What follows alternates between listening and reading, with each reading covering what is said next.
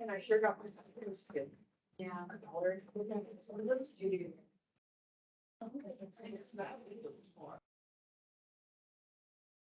right, guys. So page 11, number 2. We're going to basically find the area under this graph using rectangles, but we're pushing that number of rectangles out to infinity. And so we're using this limit definition for our area. Okay. So the first thing that we do is we find our width, and our width is going to come from our A and B value.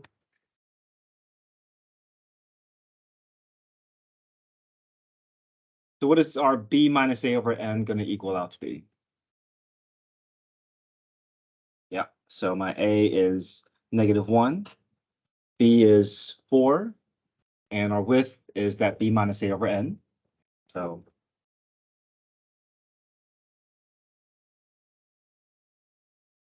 we take the entire interval divided by the number of rectangles, but here we're not going to use a static number. We're going to let N retain its variable value so that we can move that N out to infinity.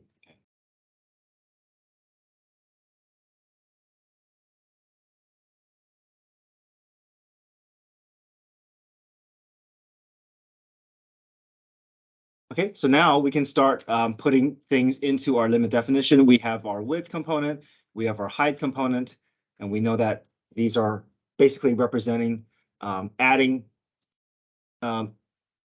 areas of rectangles, right? Every rectangle has a width and a height component. So we're just going to put it in that form because we're adding numbers of rectangles. Adding number of areas of rectangles.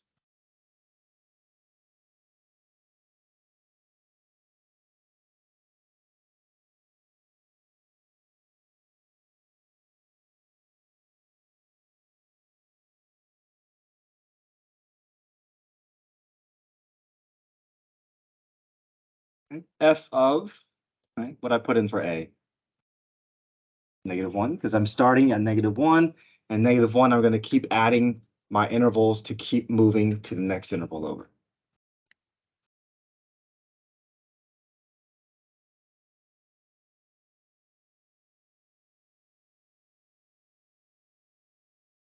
Okay. Any questions so far? So now the next step is we do want to try to multiply these together, but right now these are not compatible, right? You have something that's an expression. This is out. This is a function notation. We can't multiply this through, so we have to get this f out of function notation. So we want to be able to use the function that's given to us and put our expression into this form. Okay, so here's my function.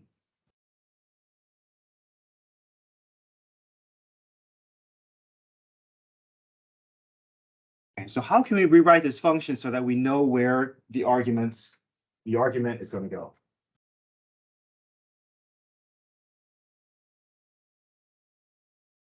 Yeah, good. Take the x out and leave a parentheses with space that reserves the spot where the x was. Okay, so every x that you see, remove it and replace that space with a parentheses.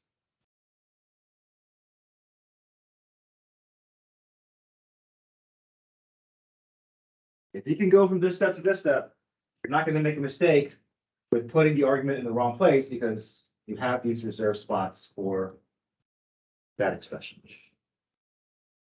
So now what goes inside those parentheses?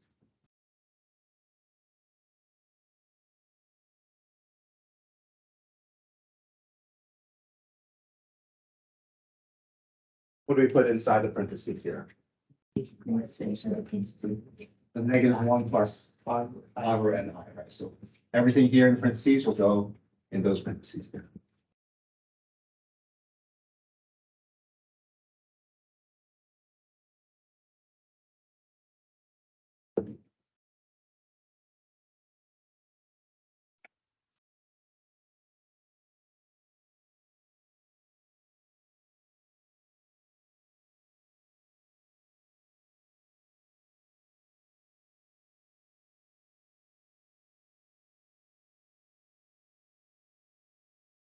Right, so now that we have our expression that represents our height, we're gonna take all this and put it in for this f, because we know these are equivalent.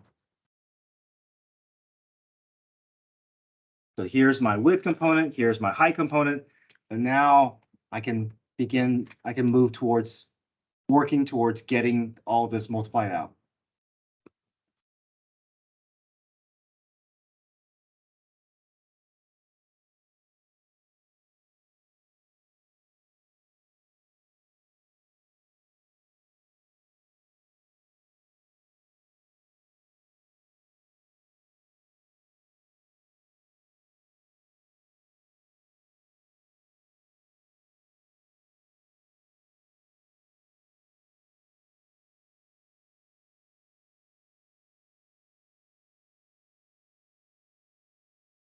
So we're going to clean up each of these terms one by one, right? Here I can FOIL this out, but I don't want to just distribute this 2 through, right? I should do what? Do what with this? Yeah, write it out twice, right?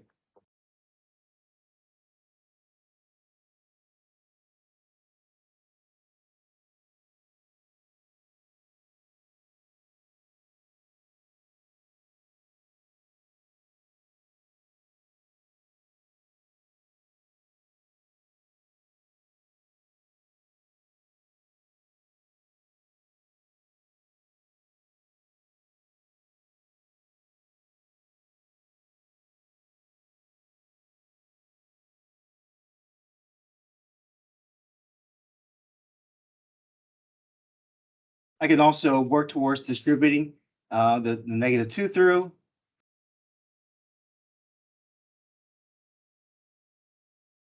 So once that negative 2 distributes through, I get positive 2 minus 10 over ni.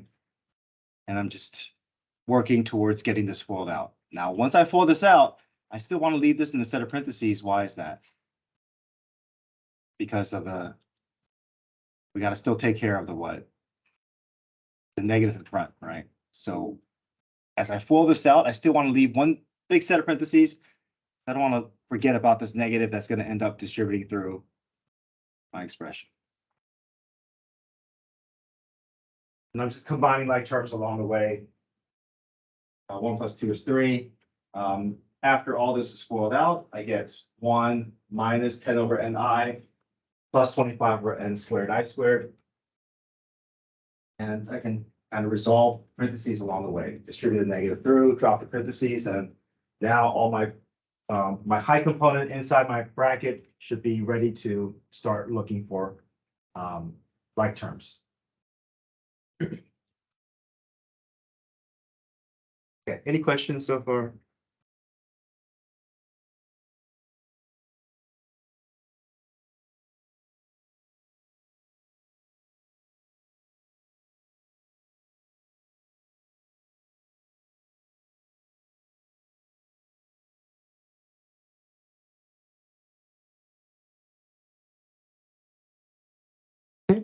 Seeking out like terms to combine. The 3 and negative 1 can go together.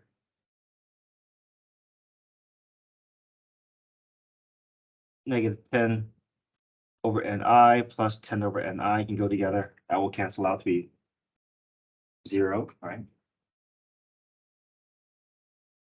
Now we've cleaned up the height component, but we still have this 5 over n that's sitting out here. We don't want to forget about that width, right? So we have to distribute that width through. And then we can begin trying to figure out how can we involve the summation notations into our rule or into our expression. Okay, distribute the 5 over n through.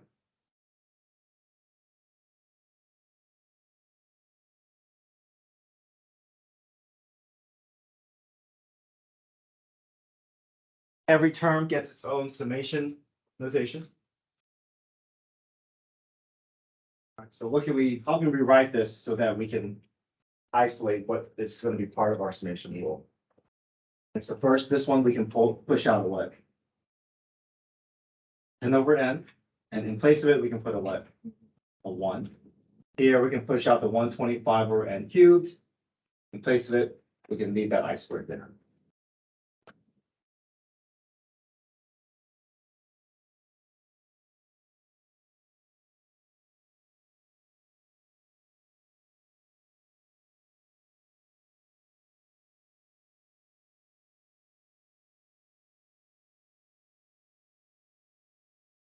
Summation 1 is just n, summation I squared is n times n plus 1 times 2n plus 1 all over 6.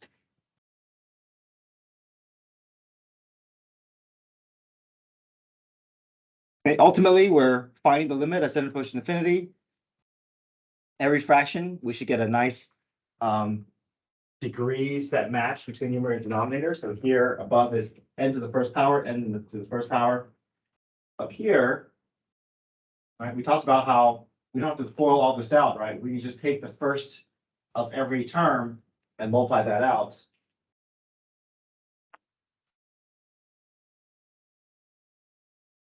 So what does that give us? 125 times n times 2n gives us what? 250 n to the third, right? And that's what we want. We want that n to the third sitting up there because we have that 6 n to the third below. We're always going to get that nice matching degrees within each fraction.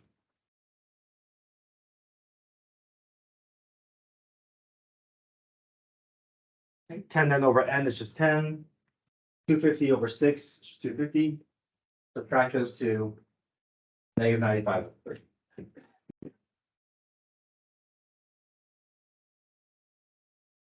Now here I'm going to reveal that when we talk about area, we usually think in terms of what?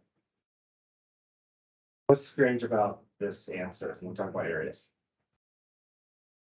Usually we don't expect what to be part of area. This negative, okay? So how I want to rephrase this is that what we have with this process is we have an area related information, okay? But it's not truly area because we see that negative there. Now, whenever you see that negative, just as a preview, what that means is that if I have area above and below, or if I have a region above and below the x-axis, it's actually going to accumulate these two. Everything here is going to be positive, everything here is going to be negative. And that negative 95 over 3 just means that there's more regions below the x-axis than what's above, and they end up totaling out, and we end up with a negative 95 over 3. So there's basically more regions below the x-axis than above. So what we have to kind of rephrase this is that this is an area related information, but it's not true area. We'll talk about true area further down the line in further units, but right now I just have to kind of understand that this is an area related information. But sometimes if you see a negative, that just means that there's accumulation of these negative y values that's producing that negative value.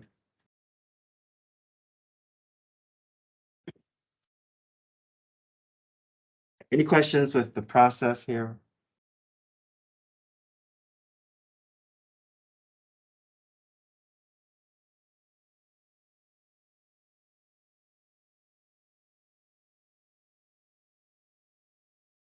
Okay, I do want to finish, let's see, I didn't do 4.6.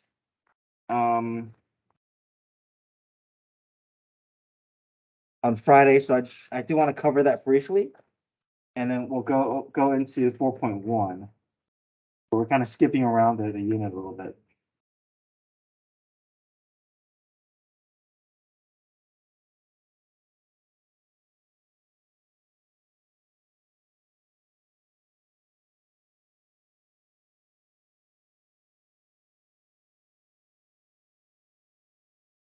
Okay, so this is page 10.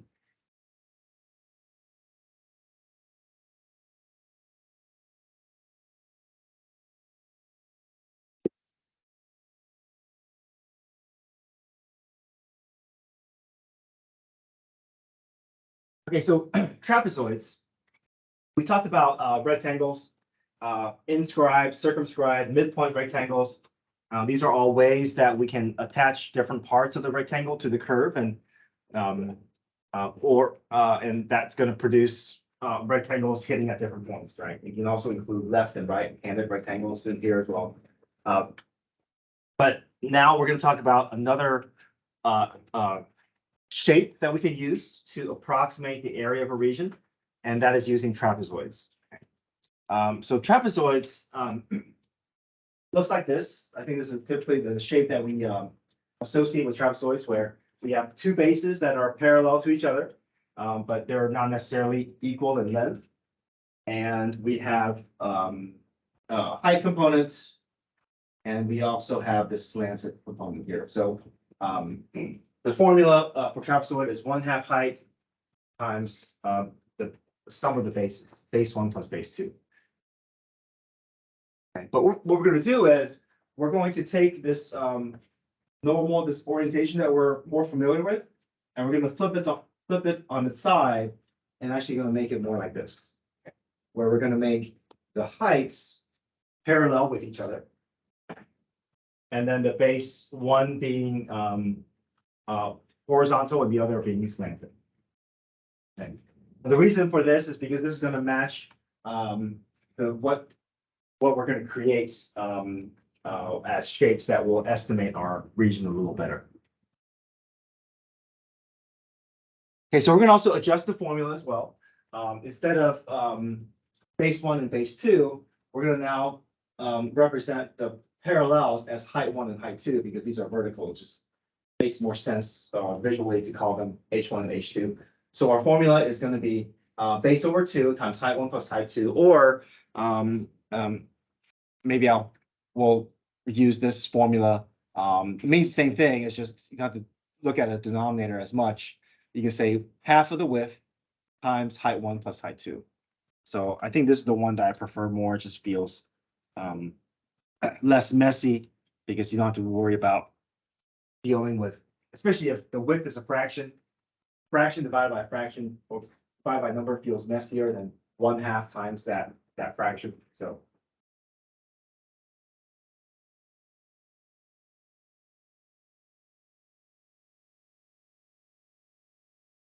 Okay, so for example 1, it says estimate the area bounded by the function 6x minus x squared. Okay. And the x-axis using 6 trapezoids. Okay. Now, just for some reference here, let's say we had the same shape.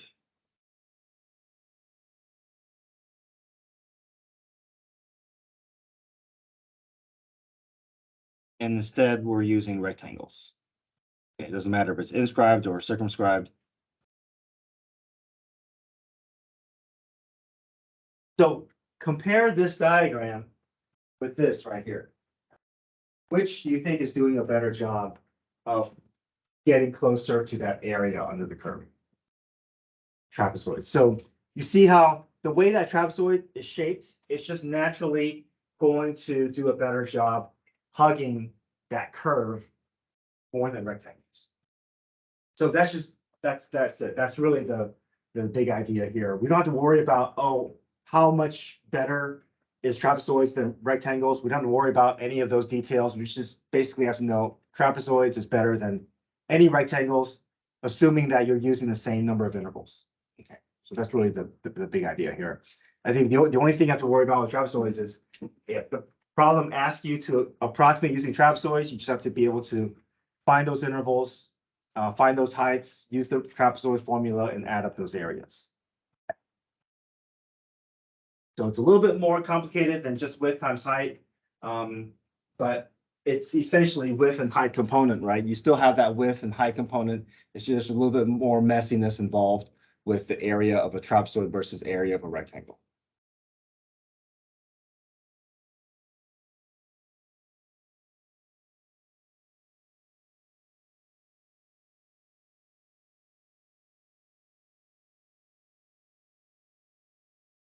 Okay, so for this region here, if I take this 6x minus x squared, and if I set equal to 0, I'm going to see that these x-intercepts actually land at 0 and 6, which is nice, because that means if I did 6 minus 0 divided by 6, which is my width formula,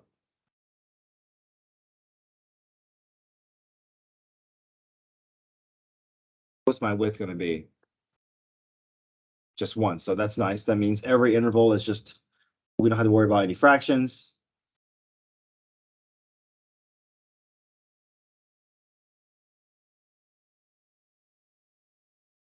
Okay, so the area of each trapezoid is 1/2 width, height 1 plus height 2.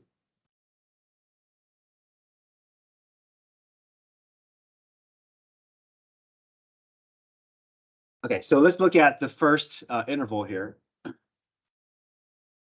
1/2 width. What's the width of my first interval here? Just 1. Okay. Height 1 plus height 2. So I'm going to say f of 0 plus f of what represents the height at 1? F of 1, right?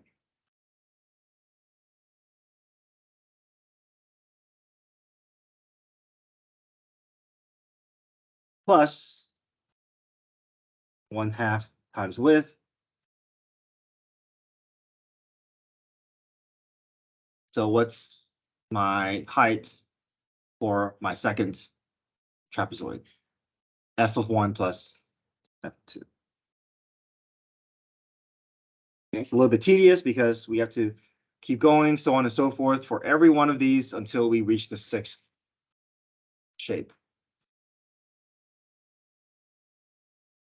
Now, something to point out here is, what do you notice about this shape for this first region?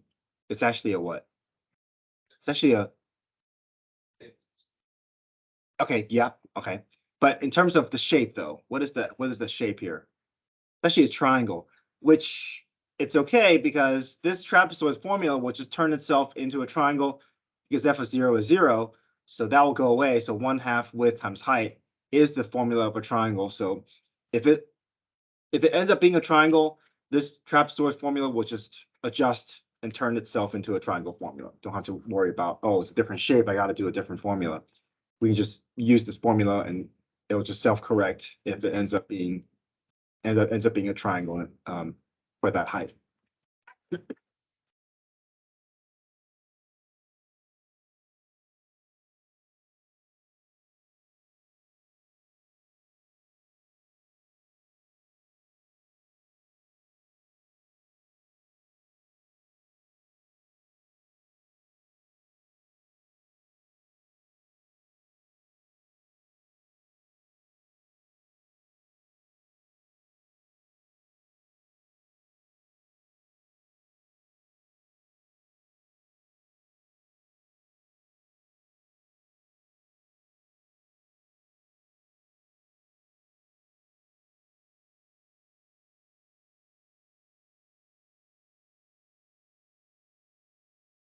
Okay, so if I want to find f of 0 and f of 1, I would just insert them into the function to get their heights.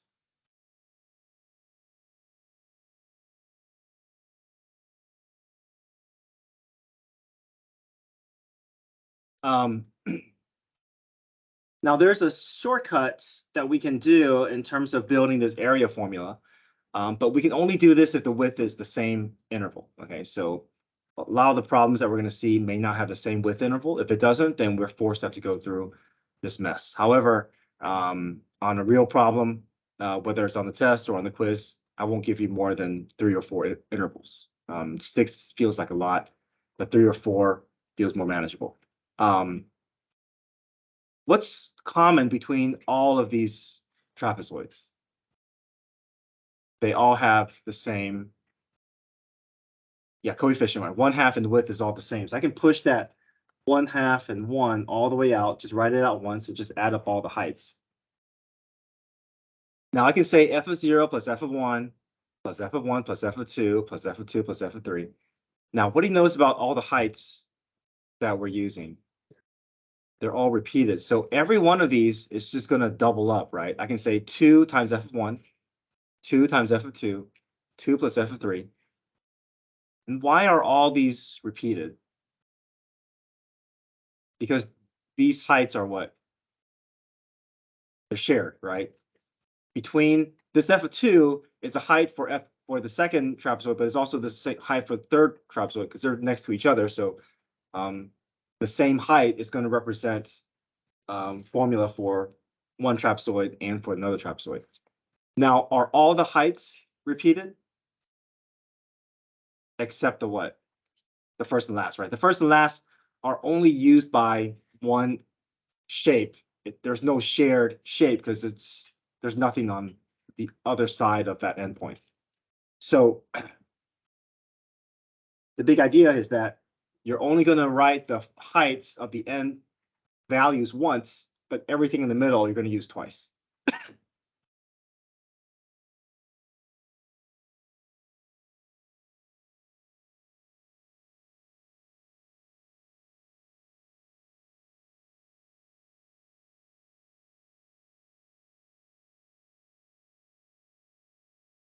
Okay, if you were to add up all these terms here, plugging them all into the function, get all the y values, it'll end up giving you 35.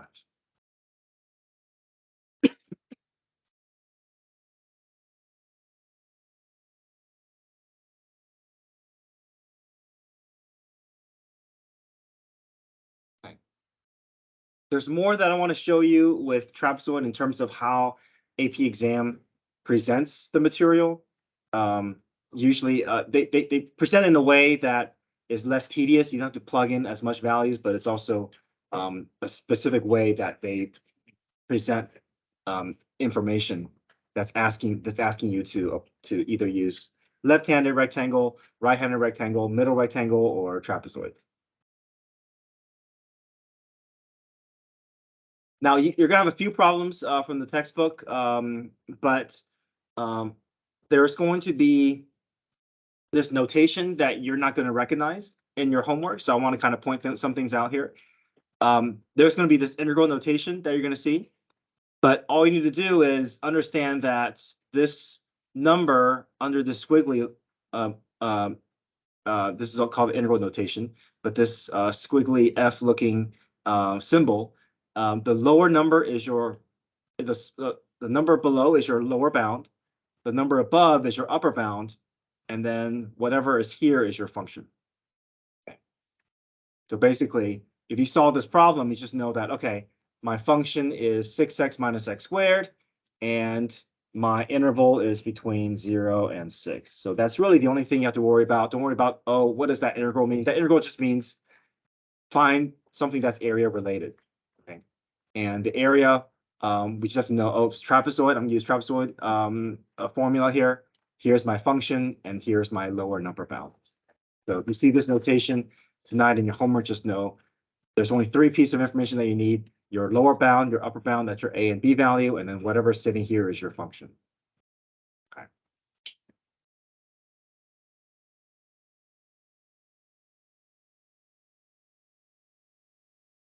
Okay. Any questions? So what we've talked about is we've talked about approximating the area.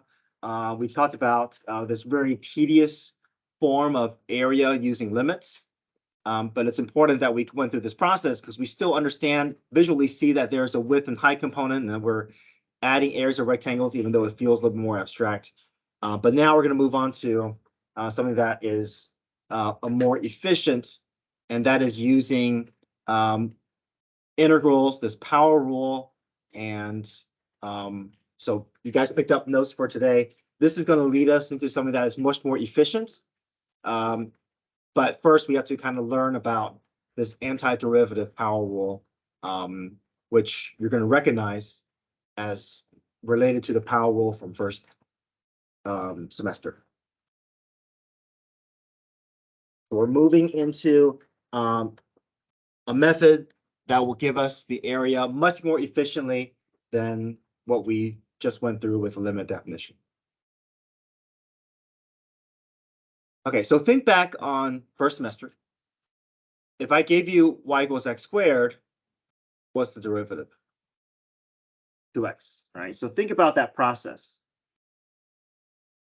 What did we do to get down to 2x? What we did was we brought the 2 down in front, make it multiply the variable, and then we subtracted 1 from the exponent, right? So power rule from first semester. You brought the exponent down, and then you multiplied.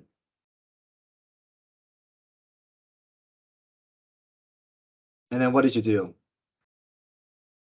Subtract it. Yep, you subtracted the exponent by 1. Right. This is the first rule that we learned first semester, and this is the rule that we're most familiar with because we used it over and over again over the course of the entire semester, right? Power rule for derivatives. So there's also power rule for integrals or for antiderivative, where we're going to undo this process that we learned first semester. So that means we're going to have to do operations that is opposites of these two operations, right? So guess what? Instead of subtracting exponent by 1, if we want to move back to where we came from, we have to do what? Add. So this is the undoing process of power rule for derivatives. How do we get back to where we came from? We're going to add 1 to the exponent. And now instead of multiplying, we're going to do what? Divide. If you understand that process, then you're going to understand why we have to go through those processes.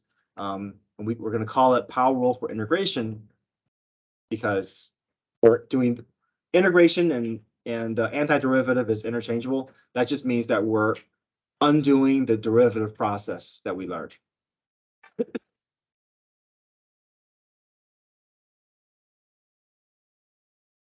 So let me kind of show you that process if we were to undo this derivative, right? If I want to get from 2x back up to x squared, we use this notation, this integral notation. That just means that I want to take the antiderivative of 2x, and that dx is just notation. It's not, we're not going to, I'm going to talk a little bit more about this, but it's like similar to the first semester. If I say d over dx of x squared, you understand that, oh, this means find the derivative of x squared. This dx here is still part of that notation, but now it's going to be multiplied instead of divided, right? So that just kind of shows that we're taking the antiderivative of this 2x. Okay, so the integral and the dx is just notation, just like how the d over dx was notation in first semester. So if I want to undo the process, I'm going to add 1 to the exponent.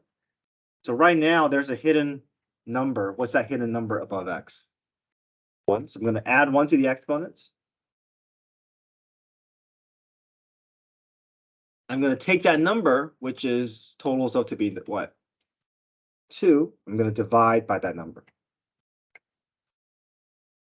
Okay. The 2's cancel out. 1 plus 1 is 2, so I'm left with x squared.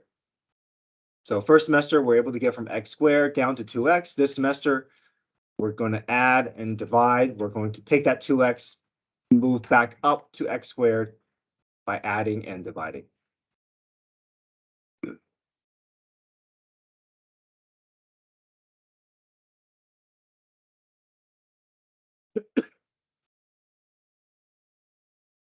So the next thing is, what does this plus c mean, right? Why do we need that plus c if we go through power rule for integrals? Okay. Let me first identify some definition here. So that symbol here is the integral notation. Integrand is the expression that you're working with. That's the algebraic expression that we're moving and changing. The dx identifies the independent variable. We're taking the antiderivative with respect to x. So this just tells us, okay, we're dealing with variable x. And then when we find the antiderivative, there's a plus c that's going to show up. And that plus c is, we call that the constant of integration. Okay. So why do we need that plus c? Okay, so let's talk about first semester here. Let's say I gave you 3 functions. F of x equals x squared plus 5, f of x equals x squared minus 13, f of x equals x squared plus 126. If I ask you for the derivative of each of these, what are they all going to give us? 2x. Now, why do they all share the same derivative? Right, because these are all different functions, but what happens to all these constants? They all drop to 0. So what can we conclude then? How many functions are going to share this derivative of 2x. Infinite, right? As long as I have x squared plus a constant, I'm going to share that same derivative. So that's the idea, is that plus c is to say that if I want to go from 2x back up to the function, right, I'm going to say, okay, imagine I'm sitting here, I'm asking, okay, what function produces this derivative? I would say x squared plus c, because there's x squared plus infinite numbers of constants that will produce this derivative. So that's why we have that plus c there. It takes x squared plus infinite numbers of constants to produce my derivative of 2x. So therefore, since we can add a constant to any of these functions and still result in the same derivative, the antiderivative is always going to be in the form of f of x plus c to show that there's a family of functions that all share the same derivative. Now, derivative is just a slope formula, right? Now, x squared plus 5, x squared minus 13, x squared plus 126, how are they going to look visually on the graph? They're all going to be a parabola, just with a different what? Y-intercept, right? So you got x squared plus 5, that's here. X squared plus 126, that's well the way up here. X squared minus 5, that's all the way down here. They all will share the same slope formula because at every x value, they're still going to give you the same slope, but they're just in a different location, right? So just kind of give you another visual connection with it, that you're always going to have infinite numbers of functions that share the same derivative, especially if we're going backwards.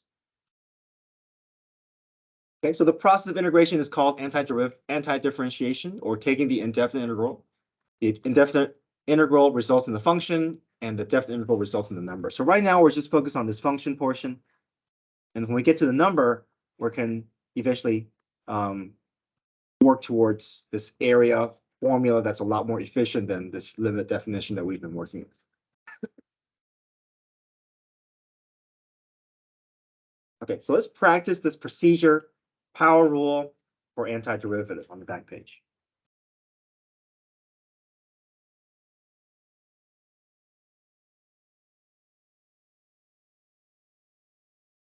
The conditions that existed for power rule for derivatives is also going to stand for power rule for integrals. Okay, we always want to rewrite our expression as rational exponents. So if we see radicals, we want to rewrite it.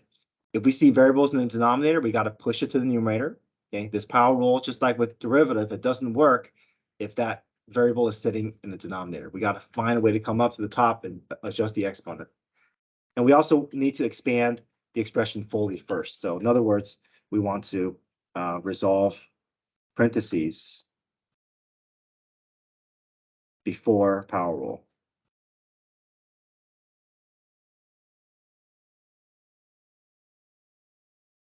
So if we see a bunch of terms that are that we can FOIL or expand out, we got to take care of that before we do power rule.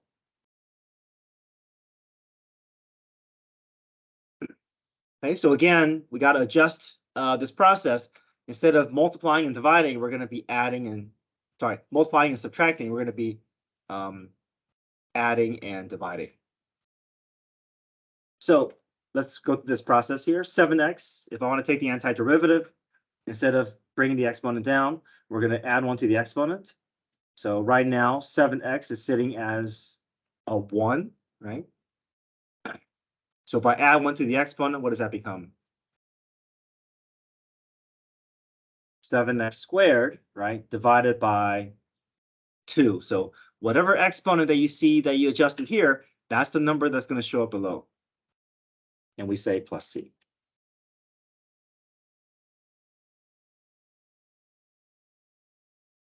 So we can write it as 7x squared over 2 plus c, or we talked about how we like to look at a fraction that is not below a variable. So if you want to write it as 7/2 x squared plus c, that just feels a little bit less daunting because it just feels a little bit easier to work with if I don't have to stare at a value below my variable. So we're going to add 1 to the exponent, and whatever exponent appears, that is what you're going to divide to the bottom. So what is 7x cubed going to turn into? So just like with derivatives, any coefficient that is attached, it's just going to tag along. We're not going to do anything new to it. It's just going to stay. So 7x to what power? Fourth divided by 4 plus c.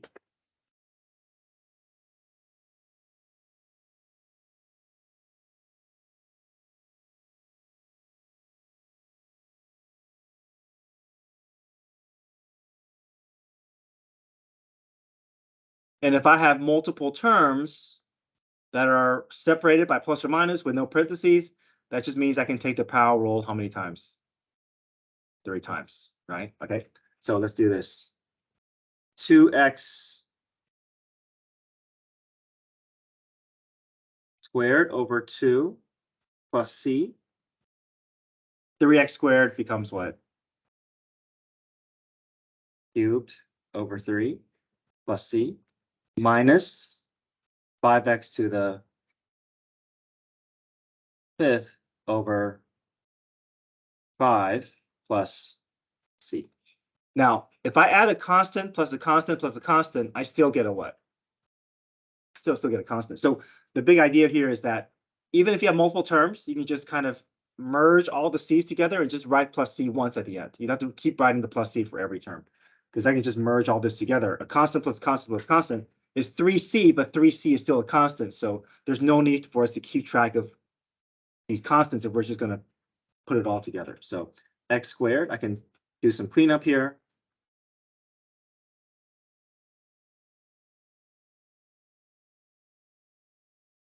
Again, it's not wrong if you say plus 3c, but if 3c is the same thing as a constant, right? 3 times a constant is still a constant. So let's just make it cleaner and just say plus c.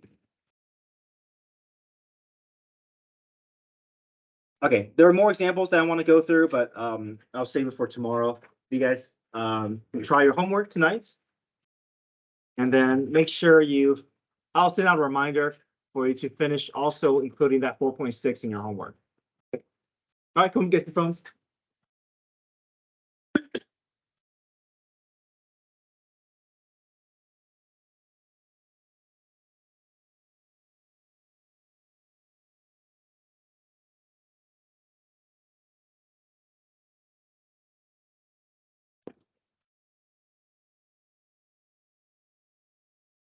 Yeah. I think we should-